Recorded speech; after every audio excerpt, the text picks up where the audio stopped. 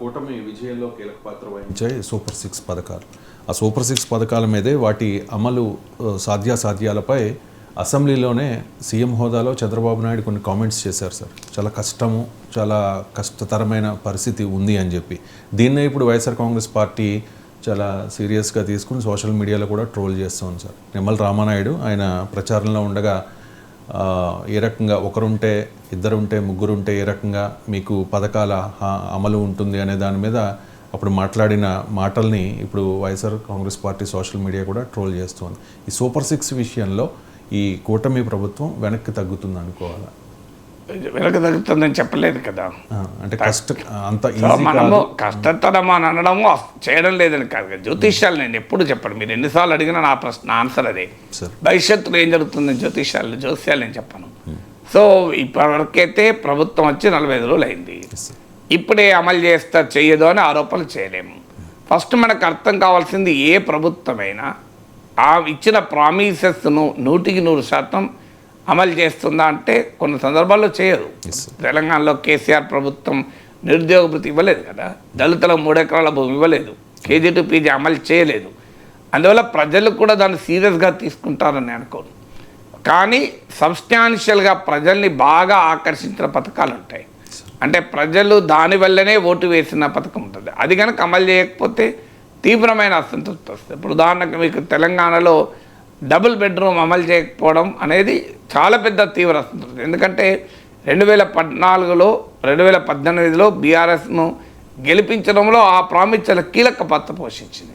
అందువల్ల డబుల్ బెడ్రూమ్లో, అలాగే ఇప్పుడు రుణమాఫీ, ఇలాంటి ప్రజలు ఒక రాజకీయ పార్టీ వైపుగా మొగ్గు చూపటానికి బాగా దోహదం చేసినటువంటి ప్రామిసెస్ ఉంటాయి. సో ప్రతి ప్రామిస్ ఈక్వల్గా ప్రజల గుండెల్ని హత్తుకోవు. సో కొన్ని ప్రామిసెస్ ప్రజల్ని ఎక్కువ ఆకర్షిస్తాయి, కొన్ని తక్కువ ఆకర్షిస్తాయి. ఏ ప్రామిస్ని చూసి అయితే ప్రజలు ఓటేశారో ఆ ప్రామిస్ అమలు చేయకపోతే మాత్రం అసంతృప్తి పెరుగుతుంది, నష్టం కూడా జరుగుతుంది. సో అందువల్ల ఆయా ప్రామిసెస్ను అనేది వేసుకోవాలి. ఇక ఆర్థిక పరిస్థితి బాగలేదు, ఈ విషయం ముందుగా కూడా తెలుసు కదా. మరి ప్రామిస్ చేసినప్పుడే తెలియకుండా ప్రామిస్ చేయలే కదా. మనం మొదటి నుంచి కూడా చెప్తున్న విషయమే. కానీ ఏం చెప్పారు మేనిఫెస్టోలో? కేంద్ర ప్రభుత్వ సహకారంతో ఈ హామీలను అమలు చేస్తామన్నారు. సో బడ్జెట్లో ఇప్పుడు ఒక వైట్ పేపర్ ఇవ్వాలి. ఇప్పుడు చాలా వైట్ పేపర్లు చంద్రబాబు నాయుడు ప్రభుత్వం ఇస్తుంది కదా. ఇంకో వైట్ పేపర్ కూడా ఏమి ఇవ్వాలంటే ఆంధ్రప్రదేశ్కు కేంద్ర ప్రభుత్వం ఈ బడ్జెట్లో ఏమి ఇచ్చింది అని ఇప్పటికీ అంచనా లేదు. ఆ 15,000 కోట్లు అమరావతికి ఇచ్చింది గ్రాంటా లేకుంటే అప్పా? ఆ అప్పు ఎవరు తీరుస్తారు? ఆ అప్పుకి ఎవరు వడ్డీ కడతారు? ఇప్పటికీ ఆ ప్రశ్నలు మిగిలే ఉన్నాయి. ఎవరికి ఆ ప్రశ్న 15,000 మా ఫైనాన్స్ మినిస్టర్ మాట్లాడిన మాట బట్టి అయితే అది బడ్జెట్ గ్రాంట్ లాగా అనిపించలేదు. Will facilitate through multilateral development agencies and arrange for అన్నారు. సో ఇస్తాము కానీ బడ్జెట్లో ఎలకేషన్ చెప్పలేదు. బీహార్కేమో క్లియర్గా బడ్జెట్ ఎలకేషన్ చెప్పారు. 59,000 కోట్ల రూపాయల బడ్జెటరీ ఎలకేషనే ఉంది. ఆంధ్రప్రదేశ్కు బడ్జెట్ ఎలకేషన్ చెప్పలేదు. ముఖ్యంగా ఈ సూపర్ 6 అమలుకు కేంద్ర ప్రభుత్వం ఏమి ఇస్తుంది ఇది చెప్పాలి కదా. ఎందుకంటే మేనిఫెస్టోలో చెప్పింది కేంద్ర ప్రభుత్వ సాయంతో. అలాంటి వాళ్ళు అప్పుడు కూడా చెప్పాము, అయ్యా రాష్ట్ర ప్రభుత్వ పథకాలకు కేంద్రం ఎందుకు సహాయం చేస్తుంది, ఇది మేనిఫెస్టోలో చెప్తున్నారని. కానీ అప్పుడు జనాన్ని నమ్మించడానికి, అంటే ఎలా అమలు చేస్తారని ప్రశ్న అడుగుతున్నారు కనుక, నిధులు ఎక్కడికి వస్తాయి అన్నారు కనుక డెఫినెట్గా కేంద్ర ప్రభుత్వ సాయంతో చేస్తాము అని డబుల్ ఇంజన్ సర్కార్ వస్తే చెప్పారు. ఇప్పుడు డబుల్ ఇంజన్ సర్కార్ వచ్చింది. మరి కేంద్ర ప్రభుత్వం సూపర్ 6లో ఏ పథకానికి ఎన్ని డబ్బులు ఇచ్చింది? ఉదాహరణకు మా తల్లికి వందనం కేంద్రం ఏమైనా డబ్బులు ఇచ్చిందా? అలాగే పింఛన్ల పెంపు డబ్బులు ఇచ్చిందా? కేంద్రం నేషనల్ సోషల్ అసిస్టెన్స్ ప్రోగ్రామ్ అని ఉంటుంది, పెన్షన్లకు ఇచ్చే డబ్బులు, దాంట్లో బడ్జెట్ పెంచలేదు. మళ్ళీ ఏడికెళ్ళి ఇస్తుంది? మహిళలకు ఉచిత రవాణా కేంద్రం ఎంత ఇస్తానని ఒప్పుకుంది, దీనిపైన శ్వేతపత్రం రావాలి.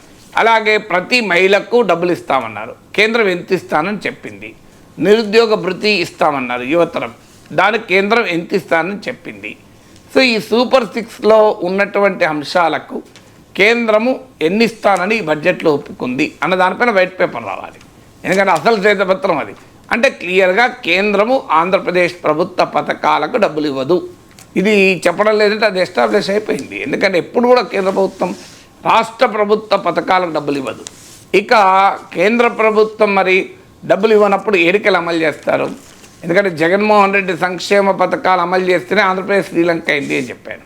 ఇది ఎప్పుడు మరి జగన్మోహన్ రెడ్డి కన్నా ఎక్కువ చెప్పారు కదా. జగన్మోహన్ రెడ్డి చెప్పింది అరౌండ్ ఓవర్ 50,000 crores, ఎందుకంటే ఆయన 2,70,000 కోట్లతో చెప్పాడు అసెంబ్లీ ఎన్నికల సమయంలో. మోర్ దెన్ ఒక 54,000 crores. కానీ ఏ లెక్కల ప్రకారమైన సూపర్ 6 అమలుకు ఇప్పుడు హిందుస్థాన్ టైమ్స్ వారి మింట్ అనే బిజినెస్ డైలీ అంచనా చెప్పింది 1,20,000 కోట్లు ఖర్చు అవుతుంది అని. సో అందువల్ల సూపర్ 6 పైన ఒక శ్వేతపత్రం ఇవ్వాలి. ఎంత ఖర్చు అవుతుంది, ఎలా అమలు చేస్తారు, రోడ్ మ్యాప్ ఏంటి, ఎప్పటిలోగా నిధులు సమకూరుస్తారు, ఎక్కడి నుంచి నిధులు సమకూరుస్తారు, అప్పులు చేసి సమకూరిస్తే జగన్మోహన్ రెడ్డికి మీకు తేడా ఏంటి? జగన్మోహన్ రెడ్డి చేసిన పనదే. ఇక్కడ చంద్రబాబు నాయుడు 2019లో అధికారం కోల్పోయే సమయానికి రాష్ట్ర అప్పు 28% ఆఫ్ జీడిపి అప్రాక్సిమేట్గా, అది 33% ఆఫ్ జీడిపికి పెరిగింది. అంటే జీడిపిలో భాగంగా చూస్తే రాష్ట్ర అప్పు 5% పెరిగింది. ఇది బిజినెస్ స్టాండర్డ్ పత్రిక చాలా వివరంగా ఒక విశ్లేషణ ప్రచురించింది. ఆ బిజినెస్ స్టాండర్డ్ పత్రిక కథనం ప్రకారం డెట్ టు జీడిపి రేషియో 33% పెరిగింది. కానీ క్యాపిటల్ ఎక్స్పెండిచర్ ఏమో అది part of the total expenditure పెరగలేదు.